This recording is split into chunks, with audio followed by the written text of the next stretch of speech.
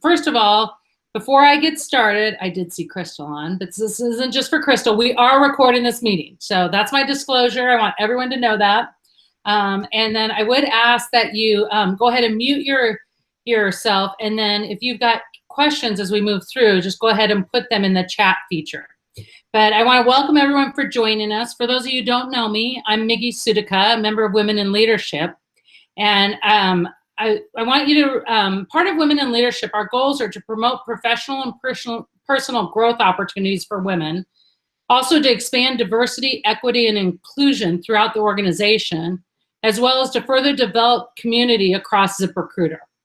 So I'm pleased to introduce Laurie Sewell from our speakers series. Laurie is the president and CEO of Cervicon Systems. She's a dynamic leader. She's a dedicated working mother and wife who happens to be my cousin. So I've been fortunate to spend some time with Laurie on a number of occasions while I've been in LA. And that has included visits to Cervicon Systems.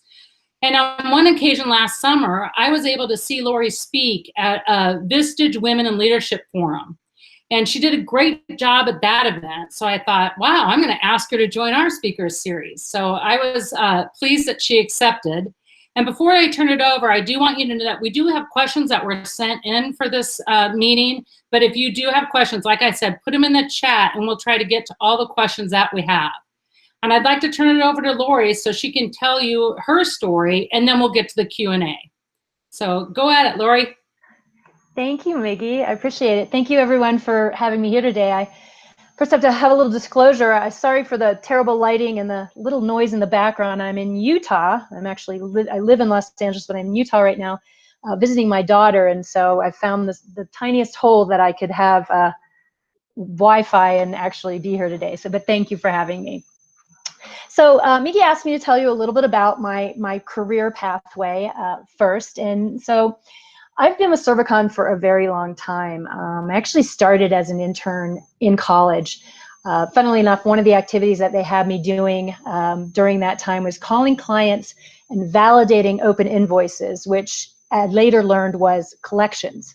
After my undergrad, I started full-time with Cervicon, and I learned really from the ground up. I worked in payroll and marketing, procurement, sales. We have a supplies division that I ran, started our quality assurance program, did contract negotiations. Really, no job was too menial, and I really learned every step of the way.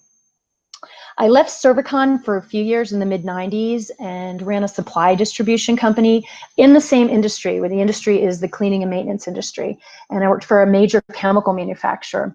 I gained a lot of experience in manufacturing, distribution, and sales management when I was there.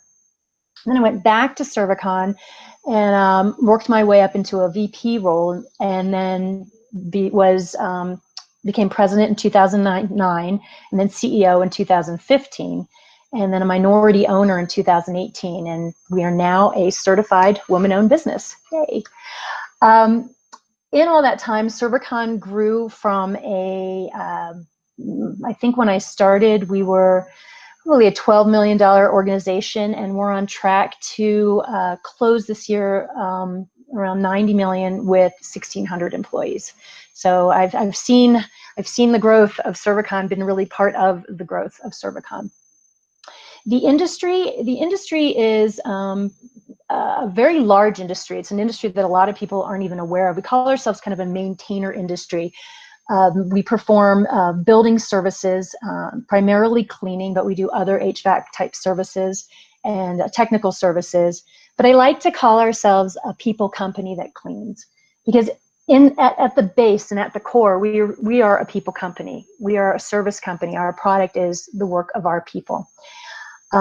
I became passionate about the cleaning industry, which I think to some people is hard to understand, particularly in this world of very, sexy tech companies like yourselves. I really became passionate about it because of two things. First, the people that work there, work in our industry, are amazing, hardworking people. Our line workforce is just a tremendous group of folks. And secondly, because it's really a very important business. And for years, we've been talking about how cleaning is about health and not about visibility. And it's really just been the pandemic that unfortunately has allowed other people to understand and appreciate how important our work was. In the industry, there's very few women, and even fewer women in leadership roles. And sadly, today, I'm still one of the few women in a leadership role in our industry. And so I'm the one that they continue to call about, can you speak on this panel? Let's interview a woman. I was really excited. Recently, there was an article about women in the industry in a industry magazine, and I wasn't in it. And I was just actually excited about that for the first time, because they finally had some other women, some other young women, because I'm no longer the young woman in the industry. They finally had some other young women that they could spotlight, and that made me very excited. I've sat on a lot of boards in our industry, from local to boards that have been elected. The Industrial Sanitary Supply Association, obviously International Sanitary Supply Association is quite a large industry. I was fortunate to be on that when I was younger, in my 30s. And then I've volunteered on some other boards. I actually presently sit on the Los Angeles Economic Development Corporation's board as well. During this time, what was my personal life like as a mom? So I didn't have my kids until my early 30s, and my husband and I were trying to have children in my early 30s, and this was the time where I was running a supply division, and it wasn't happening right away. And so I thought, I'm not going to just focus on this. It's a great idea. Why don't I start my master's, and why don't I run for this board at the same time, so I'm not just focused on trying to become a mom. And lo and behold, I got on the board and I started my master's program. And a year into my master's program, I had my son. So I had my son in the summer, and then I went back for my final year of my master's program, and the last 2 years of the board when my son was a baby, and then had my daughter 18 months later.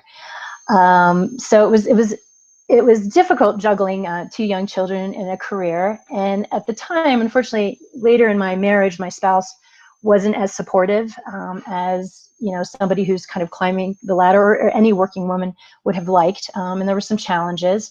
And so I was managing a lot of everything at home and much at work. So some of the other challenges along the way were let me go back to personal. Unfortunately, I was divorced, and so I was a single working mom for a few years. But happy to say I am now remarried, 3 years with a very supportive spouse who helps me and really supports me a tremendous amount at home and with my work. Some of the challenges along the way, it's funny, the early challenges was I was the youngest in the room.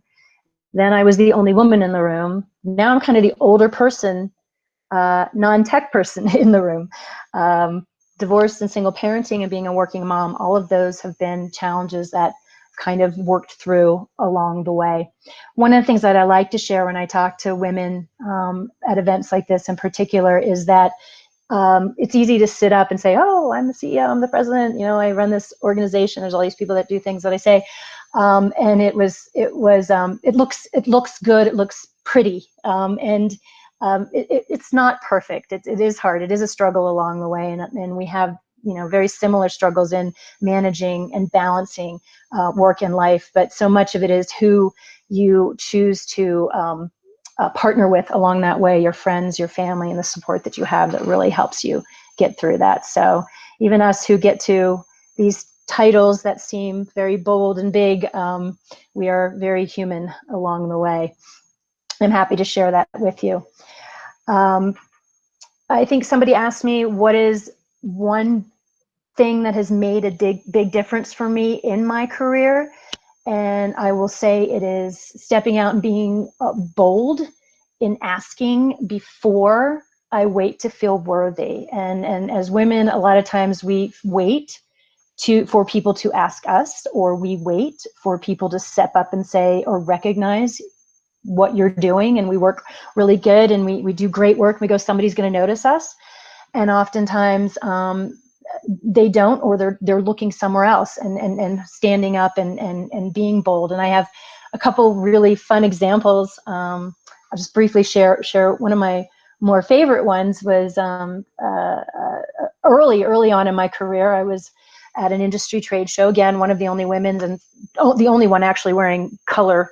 Like everybody was wearing black suits, and I had like this bright blue suit on. And there was this high-level manager at a company called Scott Paper at the time, it was Kimberly Clark. And I just started talking to him, and he goes, our corporate headquarters are in Sherman Oaks. You should stop by sometime. And I'm like, oh, just stop by sometime. So I was having an issue, and I was a very small distributor at that time. We were only like $1 million distributor, and there are multi-million-dollar distributors with this company. And I had a problem with them and wasn't getting the support that I needed. So on my way home, I was driving by the building that I knew he worked in, and I saw it, and I said, oh, you should stop by sometime. So I pulled over, stopped by, went up, had the receptionist at the front, and I said, well, I'm here to see, so-and-so. And they said, do you have an appointment? I said, no, but he told me to stop by sometime. And so he comes into, sees me and said, hey, remember me from the, oh yeah. I said, oh, I just want to tell you, I was having a little bit of an issue with the salesperson. They gave this pricing to this company, didn't for me. I get home and I get a phone call from my sales rep. What did you do? And I'm like, what? I just stopped by. He said to stop by somebody. Well, they have got everybody running to take care of the situation. And so I learned right then and there was a little door, a little window that was open. And I was like, jump through it. And so I've done that. That's kind of what I've done my whole career, is look for that tiny little opening and just literally pinned it open. And interestingly enough, for my business right now, sadly, the pandemic is that window that has opened for our business. And I am, stretching it open to say we're important. Our work is always important. And now that you know it, let's talk about that. So since this has happened, I've been interviewed by the New York Times, the LA Times. I've been on ABC. We've done a lot of stuff because that window is there to listen, for people to listen about our work. And so we're like, okay, let's jump into that. So I've got lots of examples of that, but somebody always says, what's the big difference? And to me, that is just taking that leap and jumping through those open windows. So there's my opener. That's great, Laurie. Thank you. So I am going to get into some questions that we have here. And if you have any other questions, feel free to put them in the chat. And for those of you who may not have joined, just know we are recording this session. So first of all, what advice would you give to managers about how to notice, empower, and challenge female employees? So kind of the converse of what I talked about before, which is jumping in. This is where you have to open the door, right? So instead of jumping through the open, this is where you open the window or open the door for those people by asking or laying the safe place and the groundwork for people to come with you, for you to step up. And one thing that I do when I'm onboarding young people and young women in particular, I like to tell them kind of how I got to what I did in the industry or in the business in our company. Was I would always say, oh, I think something can be done better, or I have an idea about that, or I'd ask a lot of questions. And I said, so I really, really want you, so I'm laying this groundwork for you to ask a lot of questions, to go in and say, to volunteer if you see something or something you want to do. But creating a space and encouraging them to do that. And as a manager, asking, sometimes people have a hard time vocalizing. I'm very outgoing and an extrovert, so you're unfortunately going to hear more than you want to hear about my ideas. But recognizing that not everybody's like that, and some people require you to solicit them, but giving them that space. And when you have your one-on-ones, saving a question around that at that time, going, is there anything you're seeing that you think you would like to do differently? Is there something that you have a question about? So actually asking questions of them and providing that space, and then encouraging them to step forward even when you're not asking the question. Great, thank you. I'm going to take one from the chat from Abraham. He said, what are some of the benefits you've seen already from the PR window you're maximizing right now? Okay. We've actually seen from our recruiting efforts, people have seen us on the news. We're hiring right now. Recruiting not against, but so companies like recruiting, actually, I forgot I'm even talking to a recruiting company. Isn't that funny? I'm not even saying this. I didn't even plan that. This is great. We are becoming an employer of choice, and not just for our line workforce, but for high level employees. We've recently hired people away from Hawaiian Airlines, from Jet Propulsion Labs, from tech startups. I mean, people coming to work in the cleaning industry from tech startups, from more sexy industries, and they're recognizing and seeing, oh, this is important work. And so once we've gotten, and people don't even know about our business, right? You don't think about it until your trash can isn't dumped, typically, right? But now all of a sudden we're getting all this recognition about that we are an industry, that we're a large industry, that we're important, that we're an essential industry, which is pretty important right now as well. So we're hiring now, like other people are actually laying off or cutting back. So that has been the biggest impact for our PR right now that we've seen. And then he did a follow-up there on that too, and I think you might have touched on it, but he said, perfect. That's what I was wondering, if it was employer branding or new business development. Yeah, employer branding and new business development. However, our work is heavily concentrated in Southern California. We do have work. We do work in 12 states right now, so national coverage doesn't help us as much. But we are getting. I think our customers have always thought that we were good at what we did, but we're even being seen more and more as experts in the industry, which is really important for our brand. That's great. Okay, so the next one. Did you know from a young age that you wanted to lead and become a CEO, or did that come about organically as your career evolved? So I've always liked to be in charge. I don't know. I'm the fourth of four girls, so my sister's the bossy one. She's the oldest, so I wouldn't say bossy, but I've always liked to lead. So I'd like to be the captain of a team or this or that. It's just kind of something I naturally liked, and I'm also very competitive. So I think that just kind of those two working together had me going in that direction, but it wasn't something that I necessarily set out for. My father raised four girls, and he told us we could be anything we wanted to be. We could be the president of the United States. And so there was no limit to what we thought we could be or what title we could have. I just knew I liked doing more, growing, learning, and that's how I got there. Good. What is the single choice that has been the most pivotal to your success? So talking about that, not waiting to be asked, about volunteering and offering up first, about putting myself forward for something. I would say the other thing that's been incredibly pivotal was my work outside of my company on industry associations and boards. So when I started with associations, I wasn't a board member. I was just a member, and I volunteered to do a lot of work. I learned a lot of skills that I would not have learned within my organization had I not been in those associations and volunteered for different positions. And then, of course, my work on boards gave me a lot of entree to a lot of high-level folks in our industry, and that was incredibly helpful. Great. Okay, so next one. Was it your goal when you first started the company to excel to I guess it's the same one, kind of as the other one. Yeah. So it's similar to the CEO question, because it was Right. the goal you started at Cervicon to excel to the top, or did it come later from working there?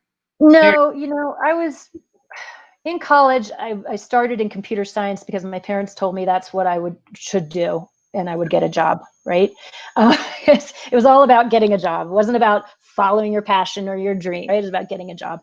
And I realized I wasn't good at that. What I did realize I was really good at was convincing the other guys to help write my code. So then I realized I really should be in sales and marketing, is because that's what my skill set was. So then I ended up going into marketing. But when I went into business, I just didn't even know what options were available. Young people today have so much more knowledge than I did coming out of school, with the internet available and just all the exposure they have to what's out there. I didn't even really know about what all the career options were. So no, I would say that wasn't my goal, but kind of ended up being what I did. Well, this is a good segue from what you were talking about, because it's what's the most important thing you learned from your marketing and psychology studies at Penn State that apply to real world leadership? Oh yeah. You read your book. So my master's is in organizational behavior. So I followed the kind of the psych path, the people path, that everything is about people and communications. I mean, that if every problem at the core is almost always a communication or people problem. Every solution is usually a collaboration or a people solution. You can have a fantastic product, but if you don't understand what the customer really wants or needs, or how to promote it to them in a way that they see as beneficial, it's not a successful product. So I feel like people always say, oh, you got a master's in organizational behavior. Well, do you ever use that? And I'm like, every freaking minute of my day, I use that. It is the most, I mean, it's always about managing the people, conflict, communications.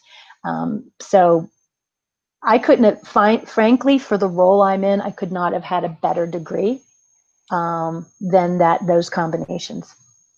So I think that you probably answered, Abraham just put another question, and you may have answered it, but I'll let you decide if you did or not. Mm-hmm. Can you give an example of an important skill that you got from your involvement on the boards and from volunteering?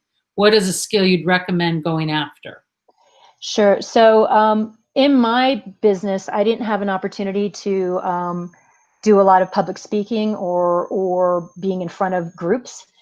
When I was on a board, I had to actually set up a regional training from our industry or our international board where they were coming in. And I had to book the hotel, send out the invitations, I did everything from marketing it to, making sure, doing the opening speech, facilitating like you're doing today, facilitating. I was 27 or 27. I didn't have any idea how to do this stuff. I was just learning from people, taking advice from people. And so that I would never have had the opportunity to do all of those things in my work.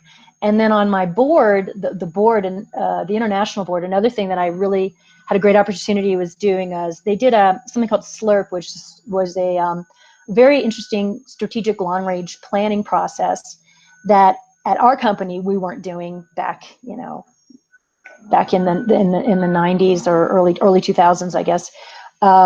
That was sponsored by one of the big 8 firms at the time. And so I learned a lot about strategic long range planning that we didn't have as a skill within the business, that we didn't have as something that we were really good at or strong at. And I brought that back to Cervicon.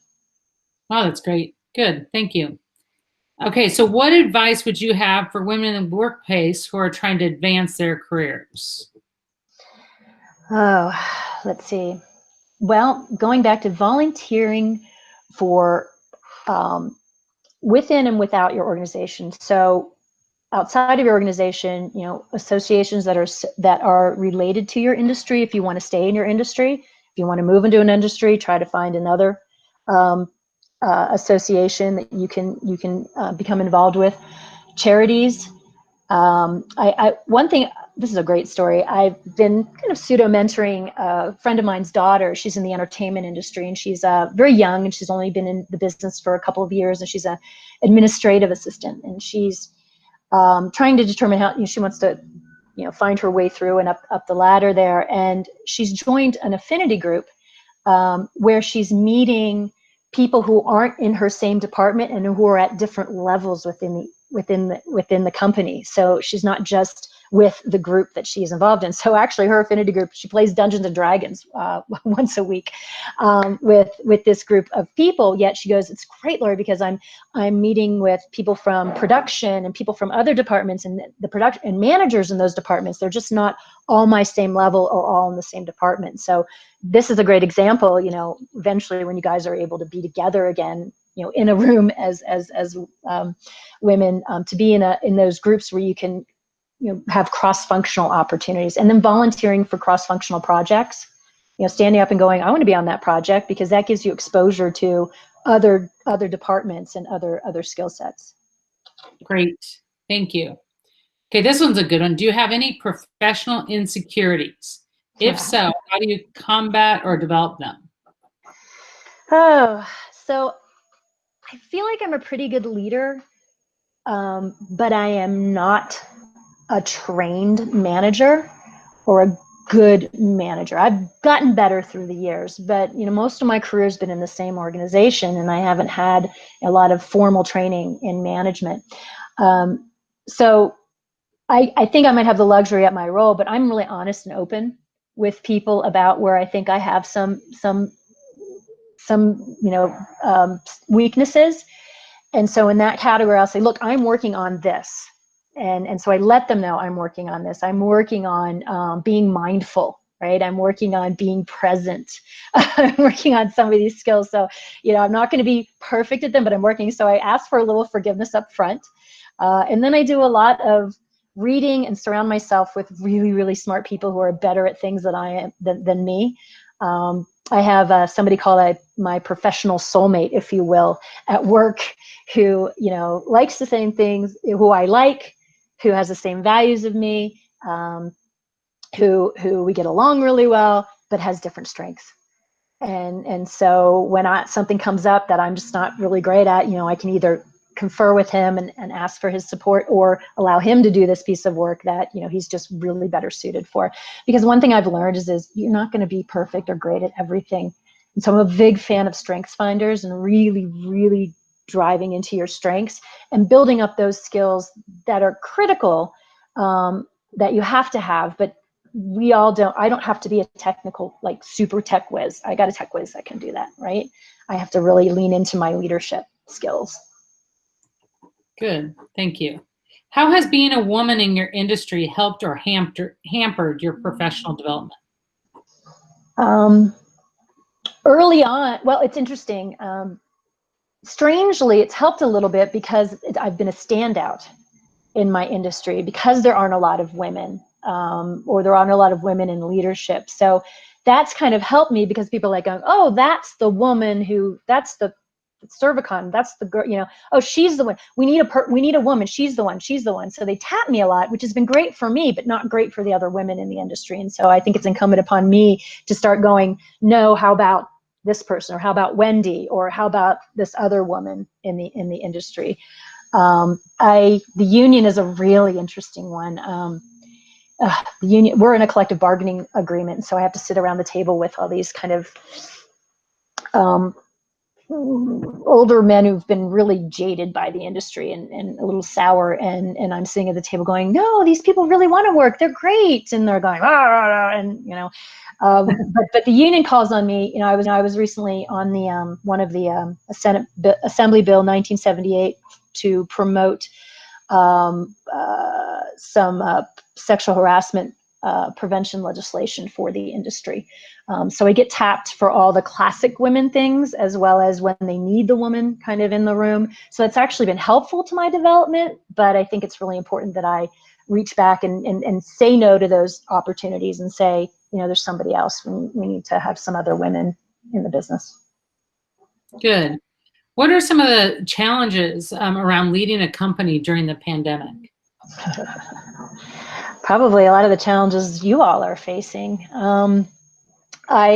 What's been really challenging in our industry, specific to our business, is all of the changing rules around CDC guidelines. I mean, we're now responsible for making places safe for people to come back to work, right? And so it's been challenging ensuring that we have we're following CDC guidelines, that we're following state, federal regulations, that we're leading in making recommendations to companies to ensure that their facilities are safe when they return. Keeping everybody on the same page when they're remote has been a challenge. So communications, we've started doing town halls every 2 weeks so that we're keeping people in the loop. I have a dispersed workforce of 1,600 people that don't necessarily all have cell phones or email addresses, and trying to find a way to communicate with them to make them feel safe to be at work. Most of my people are working right now. They're in hospital healthcare settings. So making them feel safe and confident. So what we're doing is we're just giving them information a lot of information in a way that's really easy to process.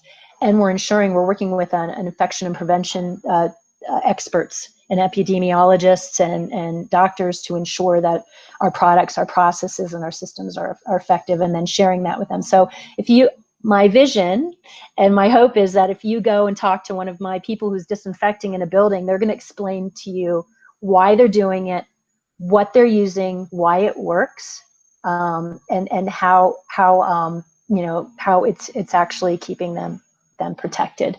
And so we've been on a big mission right now to communicate that so everyone understands that, and have a really exciting story. I get really excited about this. Recently had one of the engineers ask them about disinfecting, and ask one of our cleaners about disinfecting and what they're doing and how they're doing it, and ask them to show them so they could do it in their area. So that was really exciting. That is good. Probably went down a rabbit hole there, but I get excited about this stuff. Okay, so what is your definition of excellent client service? Delivering on their expectations. And the only way you can do that is if you have conversations and you ask.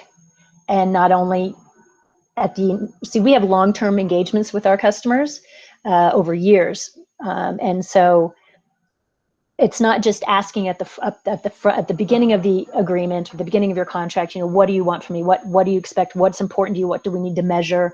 All of those questions, but then checking in and doing that on a regular basis, because things change, the environment changes, just like we're in today.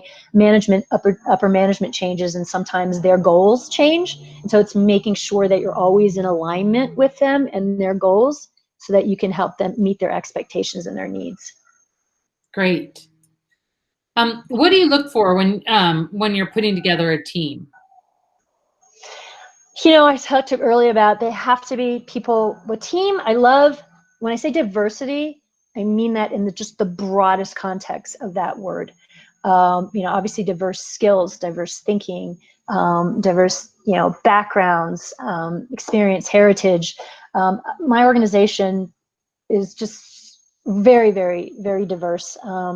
And it's made us incredibly strong because of that diversity. Values, number one is culture fit. They don't get through the door, regardless of what their skill sets are, if they don't match what we call the characteristics of a Cervicon leader, which is meeting people where they are, caring for people. We are, like I said, we are a people company that cleans in our corporate culture. I'm so excited. We just got our net promoter score back from our employee engagement, and it's higher than Apple's. It's like 57, which is like super high. So I'm really excited about that. But so that is like our biggest treasure. We do not want people to mess with our culture and that culture of caring. So if somebody comes in the door and they're really awesome and they have incredible skills, but they just don't know how to work with people, or they think they're an independent, contributor, then they're just not going to be able to come into the organization. That's fair. That's pretty good considering, that's a high NPS, especially with a unionized labor force. So yeah. Congrats to you and your team on that. Thank you. Okay, so who have been your greatest mentors or champions in your career development? And how do you go about finding a mentor or champion if you sought somebody out? Yeah, so I think initially, early on, it was my sister, who was 7 years older than me, and she worked at places like Nissan and Mattel, and seeing her professionalism and asking for input and advice from her. Then it became another two women in the industry. We had a previous president prior to me, was a woman named Terry Sweeney, and she was extremely helpful. And another woman in our industry was one of two in 50 years presidents of our industry association, 2 women in 50 years. She's the one that really took me under her wings about getting on boards and getting involved in associations in that way. And then other mentors along the way have been people I think are smart. And my friends, I surround myself, I got some really smart, I got 2 friends that I call Live Siri, because I swear that I don't even need Siri or Alexa. They're just brilliant.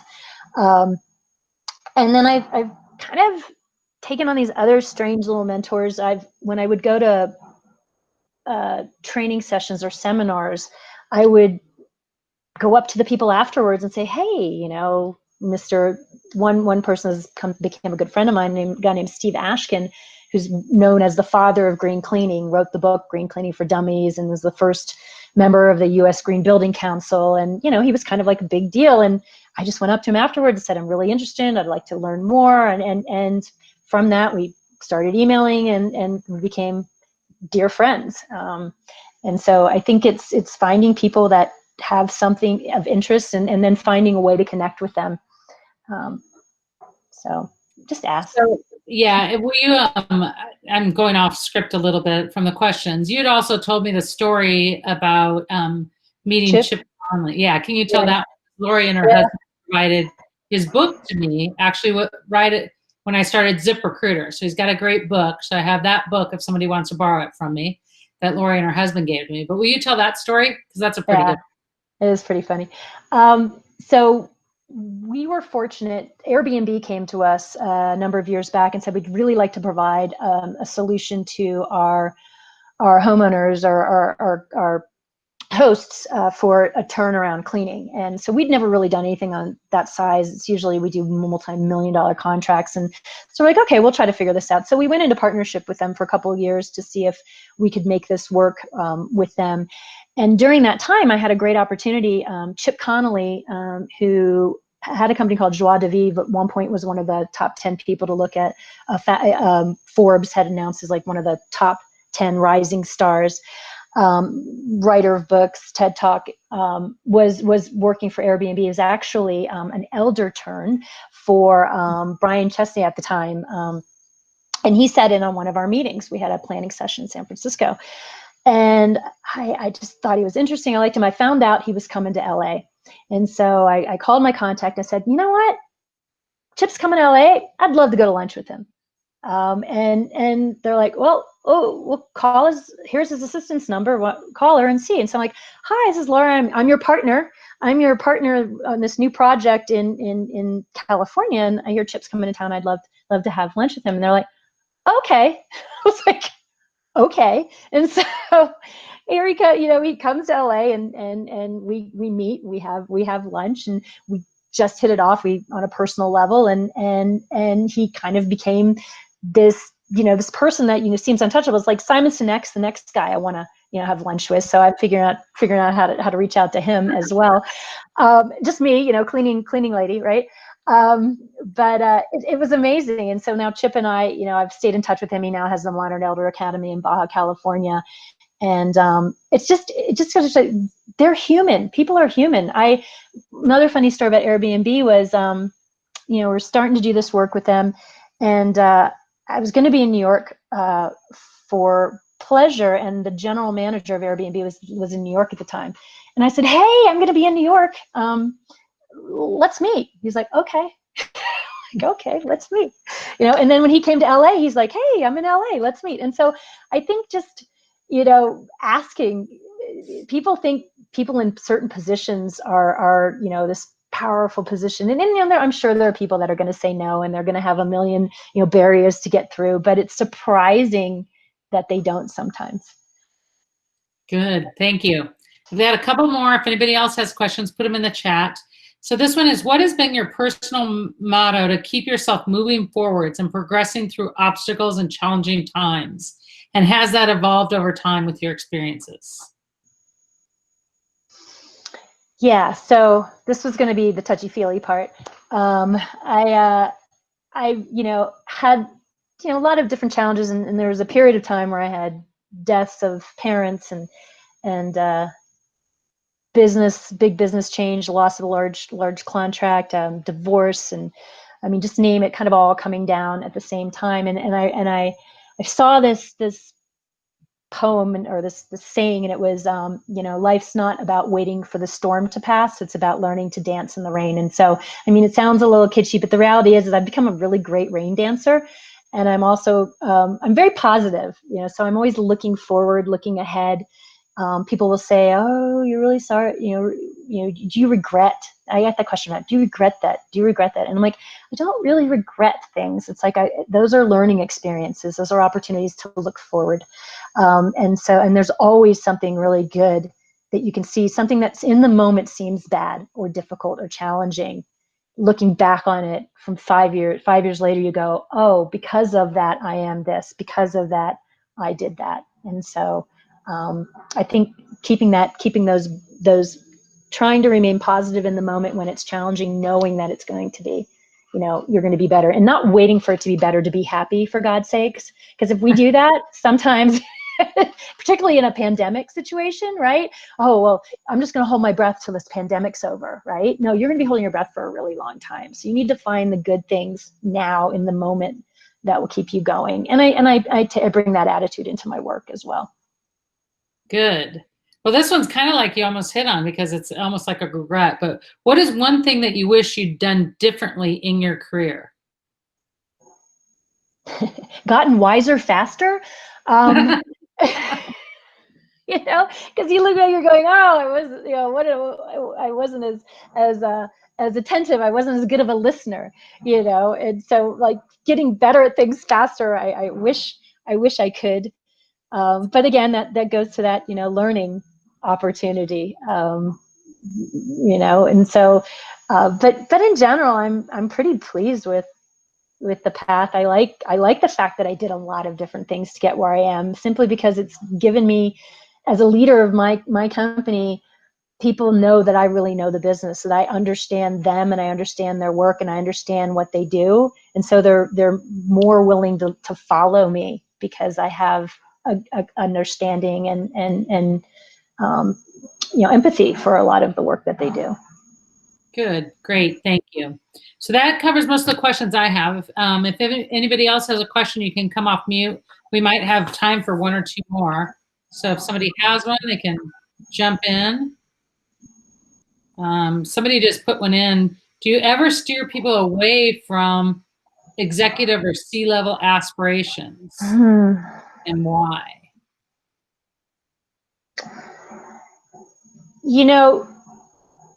I think if people are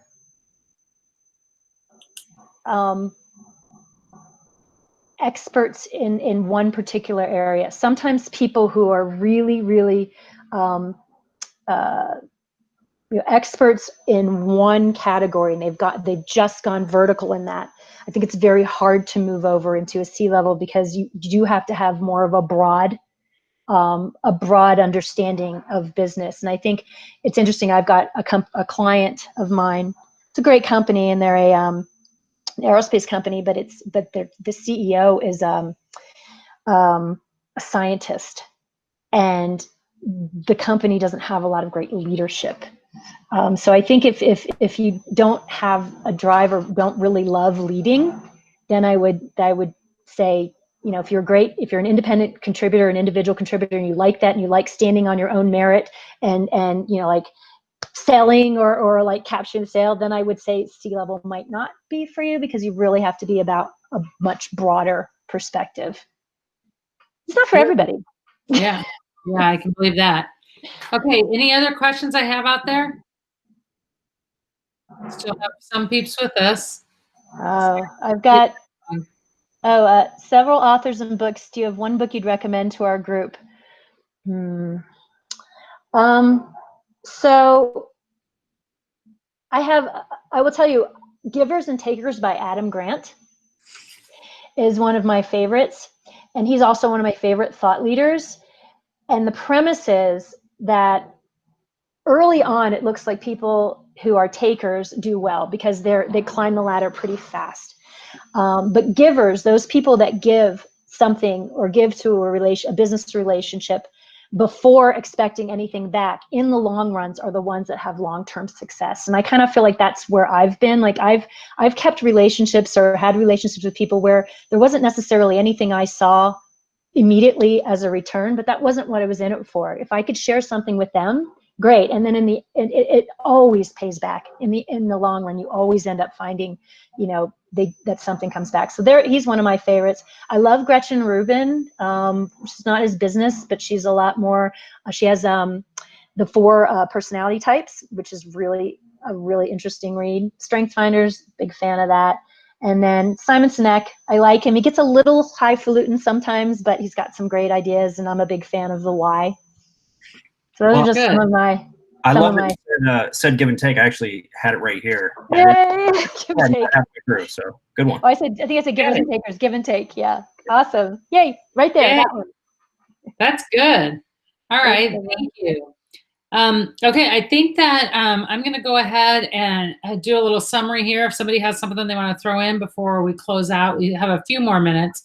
But just in summary, I think a couple of things that I heard is be bold. Look for that. Don't wait. And go ahead and ask. Look for that little window and throw it open. And then additionally, I think, a complete different industry than we're in. I'd recommend that you can follow Cervicon on LinkedIn. They post great things about Laurie's articles and podcasts. You can also find, I think we linked her bio on LinkedIn. So I think you could probably follow her on LinkedIn as well. And it's something, I think it's fairly new. Cervicon also does a little Facebook profile now. I think it's fairly new, or I was new to friending it. But so if that's your preferred choice, but either one are out there. And then if you have any other questions, we can always get them to Laurie. But if you have any questions, you can answer now. Or if Laurie, you have any final thoughts for us? Yeah, I'm going to say thank you. Yeah, Facebook is what I like to read before I go to bed at night, because it's our employee facing way we connect with our field people, and to see the gratitude that they have and their smiles, we like to spotlight them. So if you want to feel good, go to our Facebook page.